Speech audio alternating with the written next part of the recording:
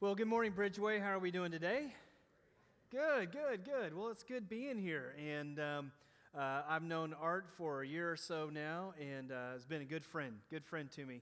And so when he called and asked if I would fill in for him at BridgeWay, I said I would love to. I think I've actually worshiped with you a few times, but just as a person out there worshiping when I've been in town, and I said, man, I would love to. Now, what Art didn't know is that the one weekend that he wanted me to preach this weekend was the only weekend of the month of June that I actually had available to do something with my family, to go on vacation.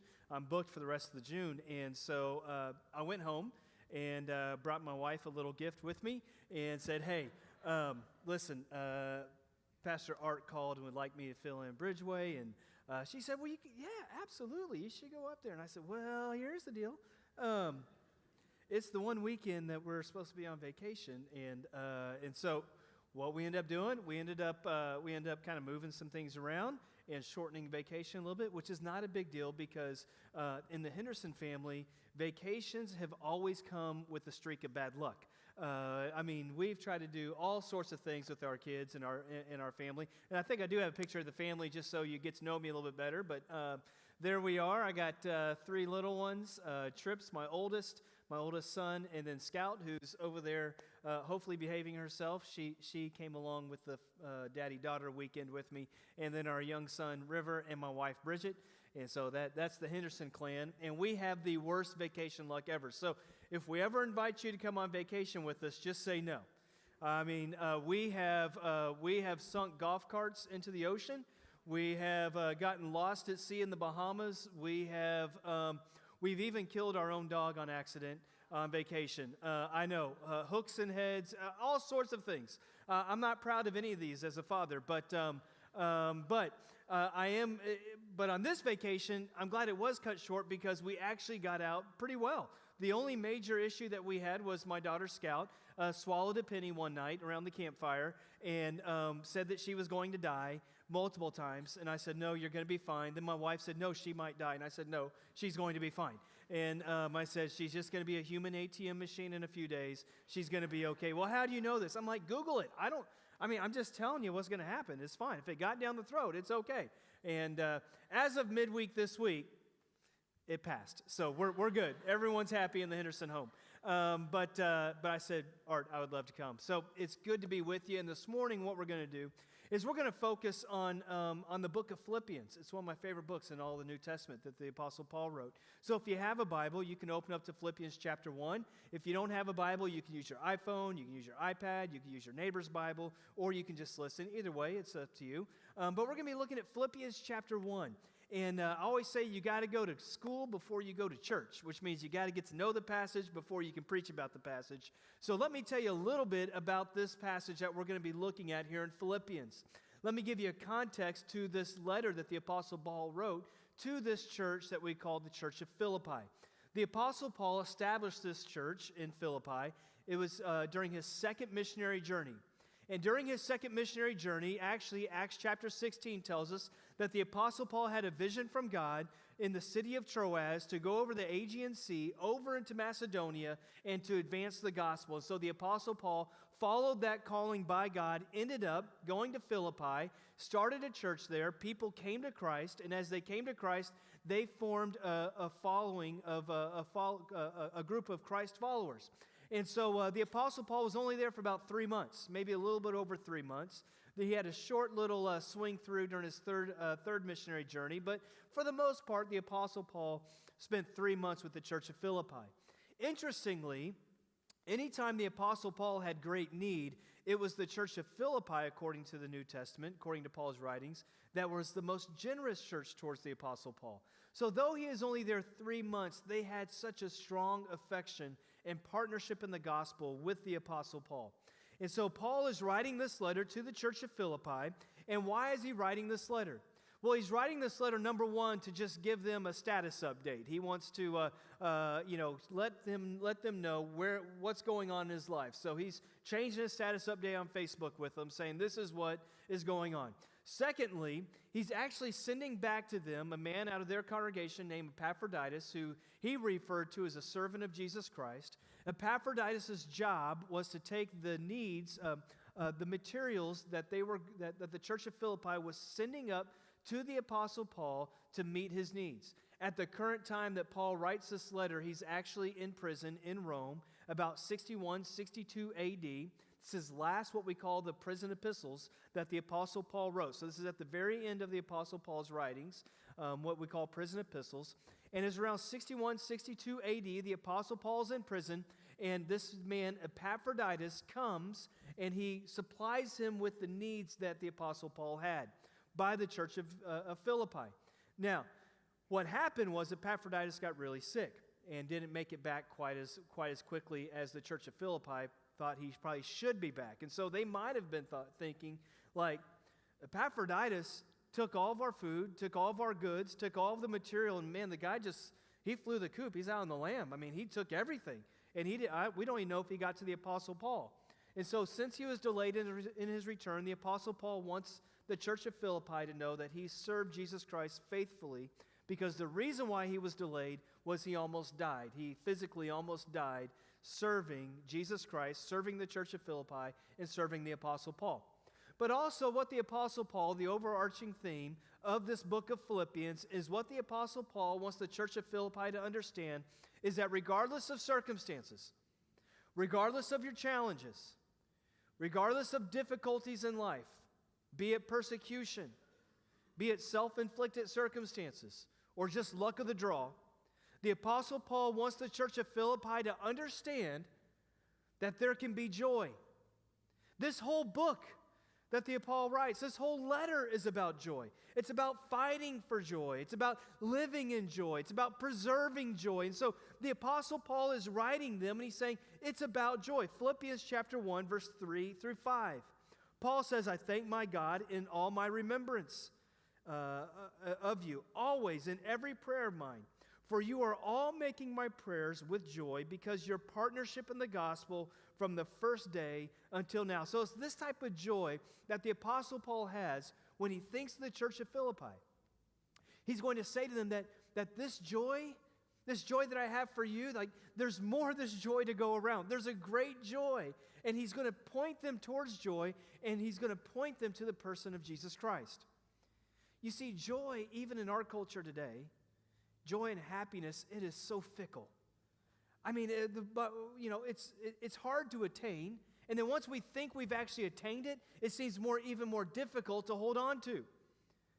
And what Paul is going to remind the church of Philippi, as he's going to remind us this morning, is regardless of what you've walked through in life, regardless of your circumstances, there is joy to be found. You know, in psychology, we actually call this the optimistic bias, that every single one of us live with an optimistic bias, which means that we believe our tomorrow and our future is better than our today and better than our past. Like we have this strong belief that tomorrow or a year from now, life is going to be so much better than how I'm living life today. Well, the question has to be asked, like, what happens if your tomorrow or your future is actually worse than your today? Like, what typically happens? Typically, we fall like a deck of cards. An emotional researcher, we call this the hedonic treadmill. The law of the hedonic treadmill is basically that every single one of us live our lives in such a way that we put goals in front of us that if we actually achieve the goal, then we believe in the achievement of that goal, what will follow is happiness and joy and fulfillment. That goal could be different for each one of us. The goal could be a promotion. If I could just get that promotion, then finally I can actually have some happiness and some joy. It could be if I could just get more wealth. And if I got the more wealth, then my family, all of us would be so much happy and we would actually have joy. Or maybe it's for a single person who says, if I could just get in that relationship, that perfect relationship with that perfect person, once I find that, then I'll have joy. Well, what happens when you find that relationship and it's not very joyful and you want to return it, right? Like, what type of letdown takes place when we actually achieve the goal, we achieve what we think is going to make us happy, and then it doesn't make us happy? Well, what typically happens is we fall back to our baseline or below emotionally.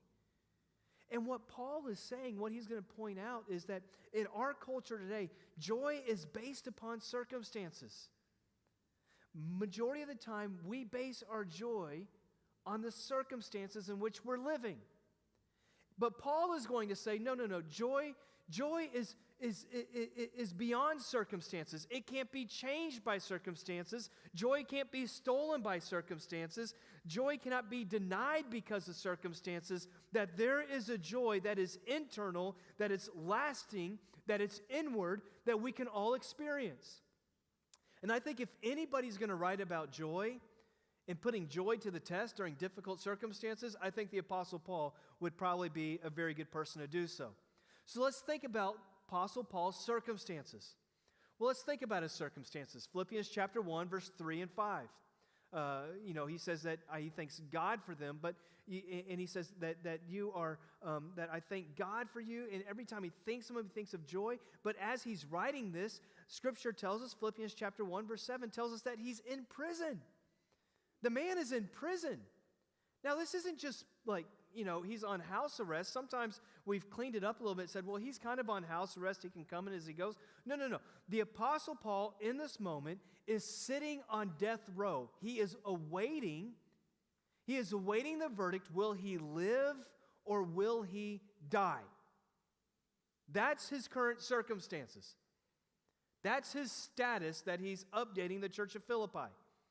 He says, I am waiting on death row. In fact, most commentators will say that in his imprisonment, in the way that they held him custody, was that 24 hours a day, he had a Roman guard chained to him. So as the Apostle Paul is going to write this letter about joy, as he's writing this letter to the church of Philippi, it's almost as if the clanging of the chains are making noise as his pencil is writing the letter. When he says, rejoice always, again I say rejoice. Like the man is waiting to see if he's going to live or die. He's on death row. And yet he says, there's joy. Rejoice. Even previous to this, it's not like the Apostle Paul had some great luck. 2 Corinthians. In 2 Corinthians, the Apostle Paul lays out many of his sufferings and his persecution. 2 Corinthians chapter 11. He says, far greater labor, far more imprisonments, with countless beatings, and often near death. 5 times I received at the hands of the Jews the 40 lashes less one. 3 times I was beaten with rods. Once I was stoned. 3 times I was shipwrecked. A night and day adrift at sea, on frequent journeys, in danger from rivers, dangers from robbers, from my own people, from Gentiles, from those in the city, dangers in the wilderness, dangers at sea, dangers from false brothers, in toil and hardship, through many sleepless nights, in hunger and in thirst. I mean, the Apostle Paul, when he came to Christ, it wasn't like his best life now type thing. When he came to Christ, it's almost as if everything got turned upside down. The man has been beaten. The man has been left for dead. The man has been stoned. The man has taken lashes. The man has gone nights without sleep. He's gone hard toil, hunger, thirst. Yet in all of this, Paul writes, rejoice always. Have joy always. Whether he's adrift at sea, whether he has hunger, whether he has thirst, or he's sitting in prison awaiting the verdict of his death row verdict. He says, rejoice. So how did the Apostle Paul find joy and purpose in the middle of his circumstances, as dire as they were? How did he do this? How did the Apostle Paul navigate circumstances and challenges in life to still actually have joy?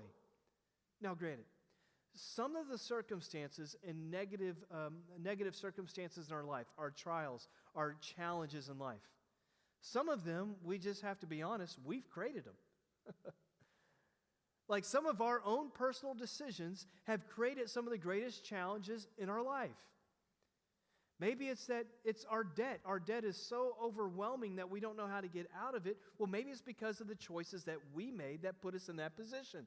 And yeah, that's a challenging thing that drains the joy and the happiness. But maybe it's beyond that. Maybe it's not the decisions that we made. Maybe it's going to the doctor and getting the unexpected notice that you have cancer. Or that phone call in the middle of the night letting you know that a dear loved one passed away unexpectedly. Or a child that was born, and then when that child was born, there was a disability. Like, it's in those challenges, it's in those circumstances where we find ourselves saying, God, where are you? Like, God, are you even concerned about this? God, do you even care? It's those times that make us question. And in the middle of those challenges and those circumstances, even Paul could do the same thing. God, why am I adrift at sea again? Why am I in prison again? Why have I been persecuted again? How did he find joy? Well, let's take some lessons from the Apostle Paul quickly. One is that the Apostle Paul recognized who was in charge. The Apostle Paul recognized who was in control and who was in charge of all of his circumstances.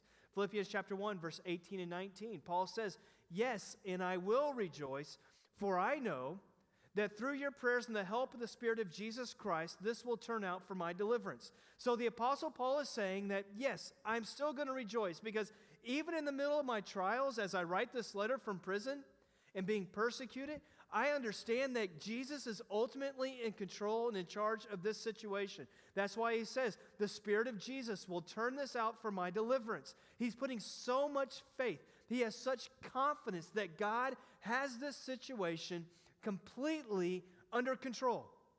That God has it under control. And as God has this under control, his confidence is, because of this, I'm going to have joy because I know that this is not just, falling off the radar screen for Jesus. Jesus didn't walk off his throne and say, you know what, I decided not to be in control of things today. That Jesus is always in control, and I can rest in the middle of a challenging circumstance and actually have joy. And for us, what that would mean is that even when we go through difficult times, when we recognize who is in control, it enables us to submit to difficulties with great joy. The Apostle Paul wrote in Philippians chapter 1, verse 6, that he who began a good work of you, I am sure this, that he who began a good work in you will be faithful to complete it. That he who began a good work in you will be faithful to complete it. We love to use this verse when it comes to discipleship and spiritual formation, that God is ultimately going to do his work in you, your sanctification process, that God is always working and willing in your life to grow you as a Christ follower. And though that is true, I would also put on that in all things in life, that God is always going to complete his work. What is his work? His work is for his glory. His work is for your good. And so God is always working towards his glory, towards the advancement of the kingdom, and for your good. And so knowing that about the nature of God, that whatever circumstance or challenge we find ourselves in, we can recognize that God is in control, that God is in charge, and ultimately what he's doing is he's doing some sort of work of completion in my life. He who began a good work in me will be faithful to complete it. My wife and I, since we just relocated down to Austin not too long ago, and we bought a house, and for the first time in our marriage in 18 years, we actually bought a house that is a fixer-upper. Now, we've never done this before in our life.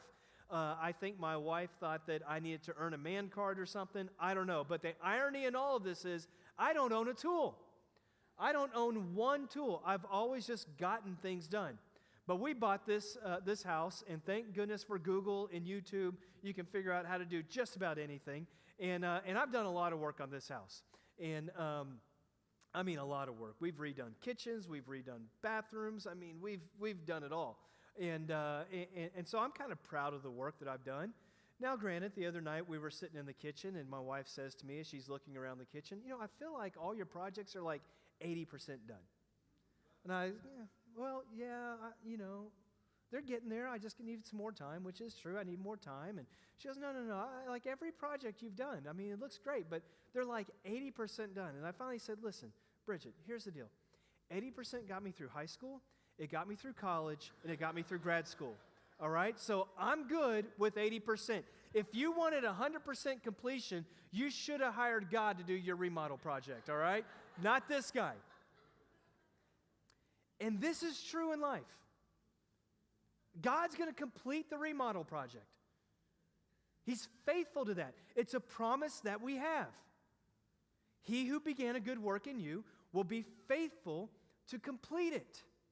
So God is ultimately in charge of all of our circumstances, and He's working in the middle of our circumstances. And when we begin to recognize this, we can actually fix our eyes on Jesus Christ and still experience joy. A joy that can't be taken away, a joy that can't be stolen, a joy that can't be kind of pushed back and forth based upon our circumstances, because we're fixing our eyes on Jesus Christ, knowing that He's ultimately in charge.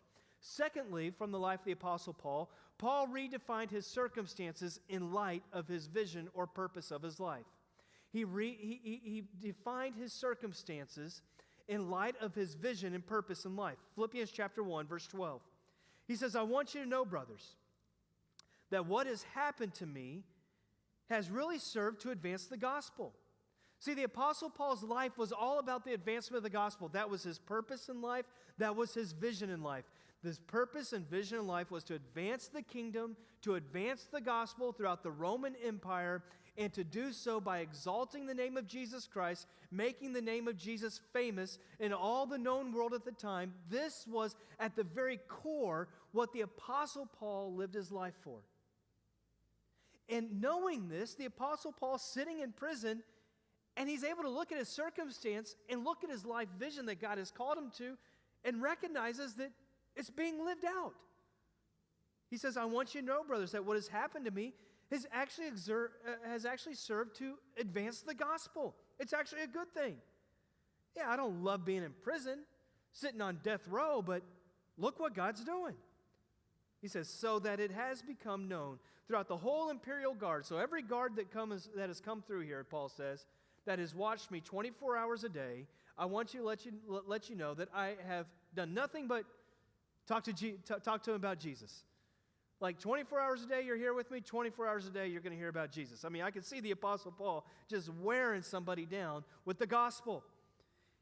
So he says, the whole imperial guard and all the rest, and to all the rest, that my imprisonment is for Christ. And most of the brothers, those other Christ followers who aren't obviously in prison with me, but have heard about my imprisonment, have heard about my boldness in prison, that I'm in prison for Jesus Christ. Look what it says. It has actually given them confidence in the Lord because of my imprisonment. They are so much more bold to speak and preach the gospel. So Paul was able to look at his circumstance, remind himself what God has ultimately called him to and what God is doing through his life, and say, though this is challenging, I have joy because I see what God's doing. I see that God is doing something. God is doing something. He's advancing His kingdom. He's advancing His work. Now, this isn't typically how we respond when a negative circumstance comes our way. It's not our first response. Like, our first response isn't like, well, let me redefine this according to my life vision. Typically, at least in my life, and maybe I'm the only one, typically what I do is I begin to, send messages to my own self, my self-talk. And I say, Denny, I told you would mess this up. Denny, I told you, God's not all that concerned about what's going on here. I tend to find myself with negative self-talk that's not even truth. Like I said, we just moved not too long ago, and one of the things that I did, I braved the task of going into the attic before we moved out of the old house and go through all those boxes that have been in your attic since the day you got married, and they stayed there, and they just go from house to house to house. Maybe I'm the only person who has like those boxes, but man, I said, I'm doing this. I'm going through these boxes. So I get these boxes down and from the attic, and I start going through them. And mainly what I find are old keepsakes, you know. Actually, what I find is all the junk my parents saved for me while I was growing up. Actually, they saved it for themselves, and then they gave me all the keepsakes they have, they gave it back to me. Like the art that I drew in kindergarten, I don't need it. I drew it. I know what's on it. You can have it. You keep it. You know, for heaven's sake, you keep the keepsake. That's why it's called a keepsake. But they gave it all back to us. And so, you know, I mean, I'm throwing stuff away, and I'm going through all this stuff. And I finally, I found Letterman jackets. I found yearbooks, all this stuff, right? Well, finally, as I'm getting to the bottom of this box that I can assume was about high school memory type thing, I come across something that for the young people in here, you're not going to understand what this is, but we're going to educate you just a little bit to let you know what this is. You can find these in museums. You can find this at the Smithsonian. But this is called a cassette player, a cassette tape. This is a cassette tape. Now, those of you who are really young, you're like, what is that? Oh my gosh. This is, when we were growing up, we didn't carry 10,000 songs in our pocket, all right? We carried like 8 songs in our pocket, and it was on the form of a cassette. Now, this is what we would hold music on. This is what we would listen to. You would have to put this into your radio in your car, and it didn't just sync up like Bluetooth. You didn't like just get it closer to the speaker. You actually put it in a player, and then you push play. And if you want to go forward, you push forward, and it goes. And then you try to guess when the next song is, and you can push play. So this is a cassette tape, and so we would. This is how we would listen to music. Now the cool thing about cassette tapes is we would make what we called mixtapes. I don't know if you guys ever heard of mixtapes, but it was basically your parents. They would make mixtapes. It would be their playlist. All right, you got it. This is their Spotify. They would put it on this tape. And they would go through a lot of work making this tape. This wasn't just like, well, pick a genre, pick an artist. It was that you had to sit by the radio, and you had to have this tape in the cassette player, and when it got time, when you heard the song coming that you thought that you wanted to hear, you had to push play and record at the same time and try to capture it on this tape. You guys remember that? That was what a mixtape was. Now, mixtapes were great gifts. In fact, in any dating relationship, when I was growing up, you had the greatest gift you could possibly give was the mixtape. Valentine's Day, you're like, hey, baby, I got you a mixtape. And mixtapes usually came before you gave them their Letterman jacket, but you would give mixtapes, and you could put all sorts of songs on there, talk about how much you love your girlfriend, your boyfriend, I don't know. Ask your parents. They'll explain all this to you. Well, I found this one, and on the front, it says 1989-1990 mixtape. Now, that's a good year, all right?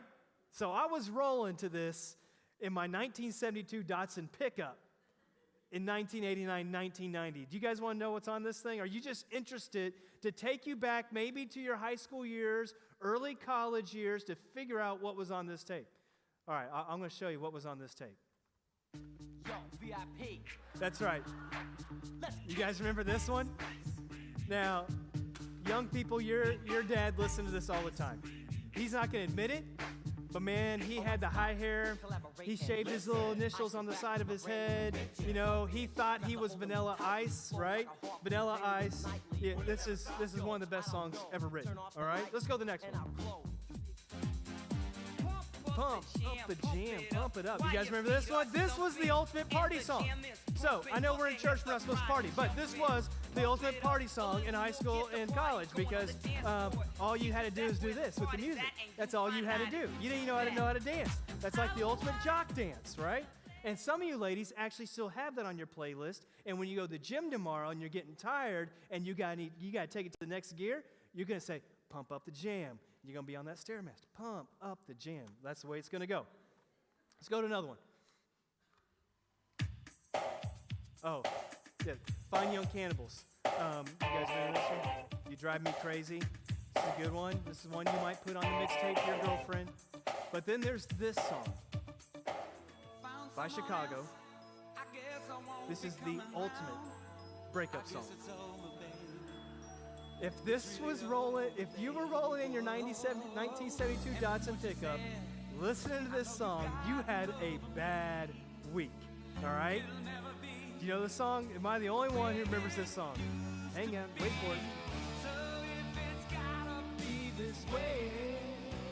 I'm getting Angie Yeager, freshman year, I remember you.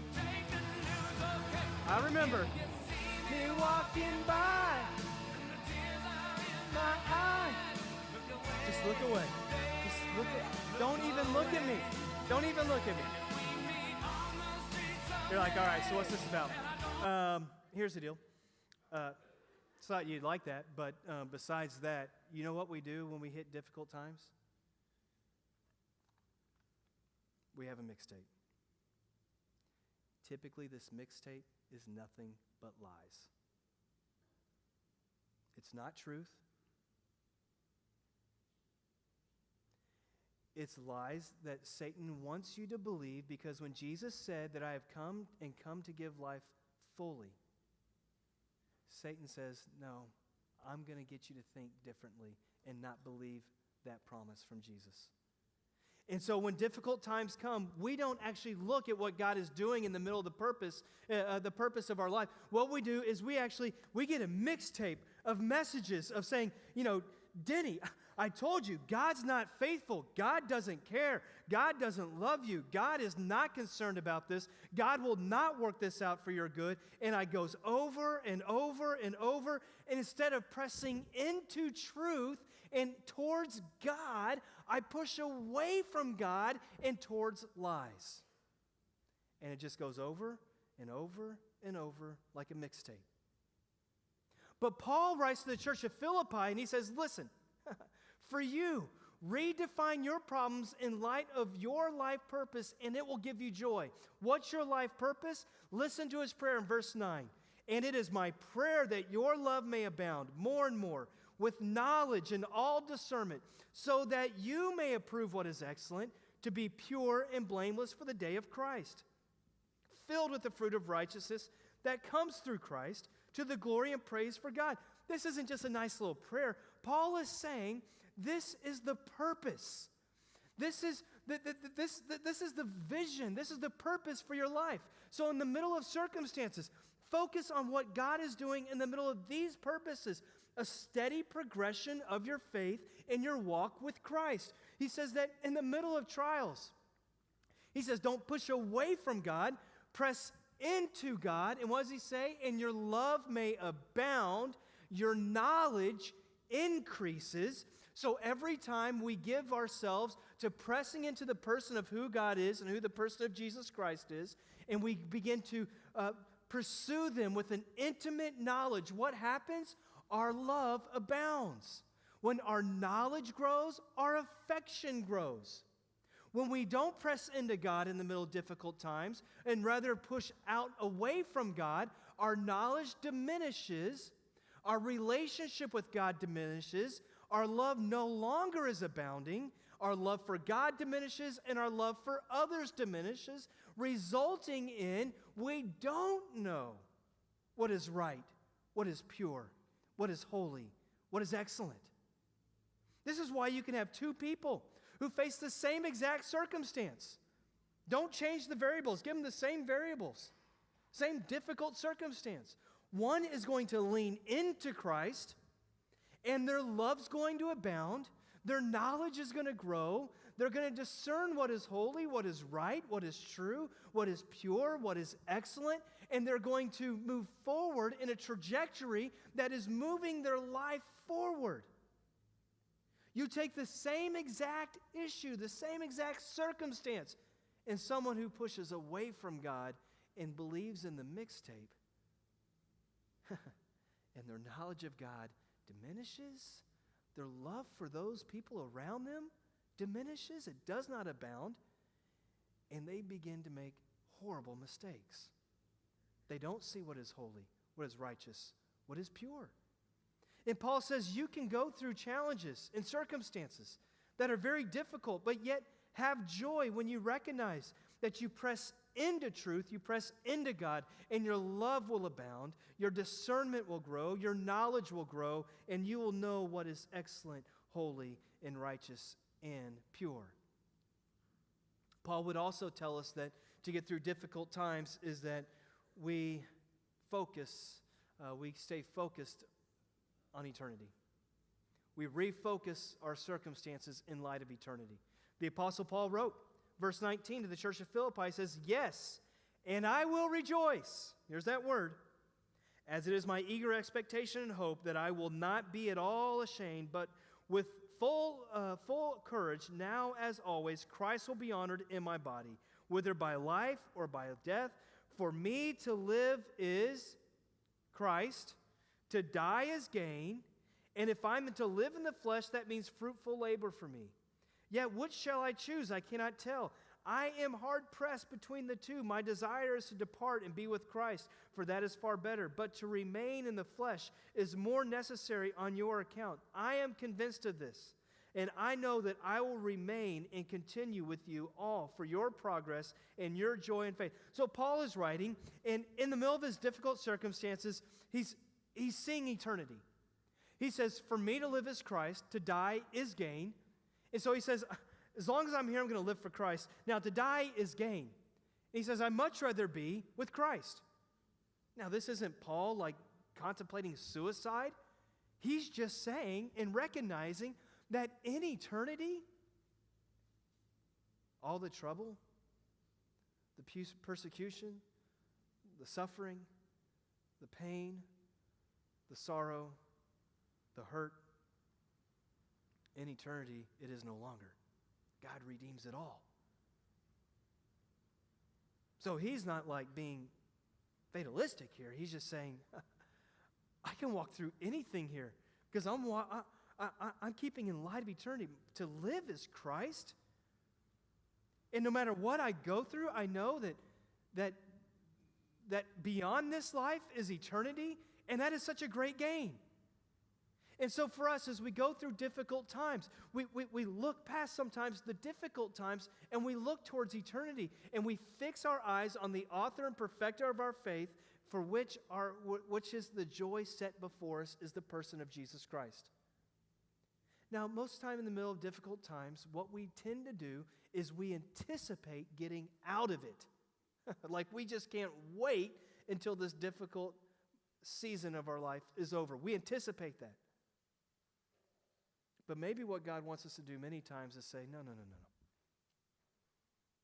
Just rest. Be patient.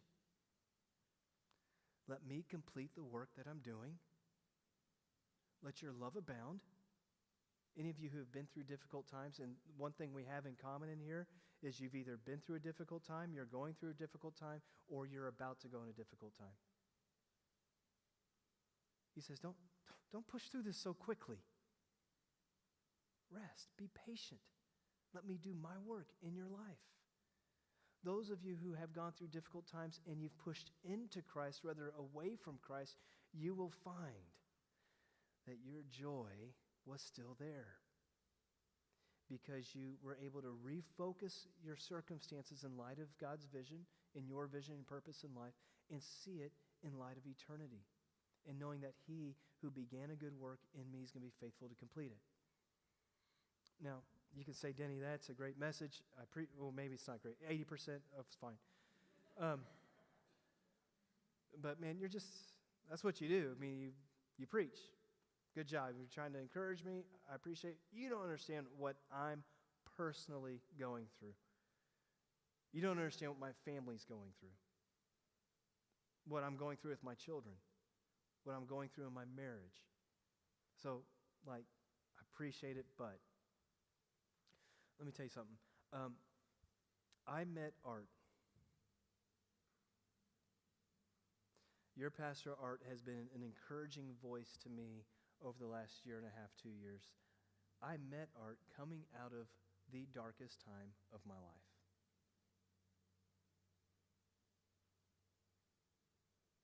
I know, as a pastor, I'm not supposed to have problems, right? Amen. I did the best I could. I looked as good as I could on Sunday. preached messages that I believed were true. God changes lives. I believe that. For you, not for me, for you. Yet, since I was 6 years old, I struggled with deep abuse that was taking place on me through my childhood, starting at 6. Never told a soul, and it crippled me to where I lived seasons of deep, deep, deep depression, to where all I wanted to do was tap out. God can't fix this. He redeems. He changes lives. He does it for you. And man, I'll preach that message. But when I'm done, I'm going back to my office and I'm going to fall to the ground in tears saying, God, why don't you fix me? And it wasn't until I finally just got to a place as a grown man and said, I just can't take this anymore. I need help. As a father of 3, a wife who's just hanging on for dear life, and I just said, I'm done. I'm out. And I said, Jesus, you're in control. I don't know what the last 35 years, 36 years have been about and why you've put this in my life, but I'm done trying to figure it out. Do what you got to do. Psalm 118 for 2 years of my life, was a passage that was a passage of encouragement. David writes, and he says, I shall live, I shall not die. I shall recount the deeds of the Lord. And for me, that was a big deal because there was moments I thought I was going to die. He said, I shall recount the deeds of the Lord. Though I have been dealt with severely, I shall live. I shall not die. So, I don't know what your issues are, what your challenges are, what your problems are. I can tell you this, that when I finally let God take control and I pressed into Him rather than away from Him and began to look at the promises of the great inheritance I have in eternity, He took the mourning and made it into dancing. He took the tears and changed it into laughter. And He returned to me the joy of my salvation. So I'm not just giving you a message that anybody can give out of some Philippians commentary. I'm telling you, God can change lives. You can walk through circumstances, and I still go through difficult times, and I can walk through them, and you can walk through them, but we look towards joy. We fix our eyes on the perfecter and author of our faith, Jesus Christ, for the hope that's set before us, and we say, that's my joy, and it cannot be stolen. It can't. And even in your darkest moments right now, God's arms aren't too short to save you. You can't outrun Him. I tried. He's just waiting to say, all right, you done? Let me who began a good work in you complete it. So take courage. There is a joy, even in the middle of difficult circumstances. Let's pray.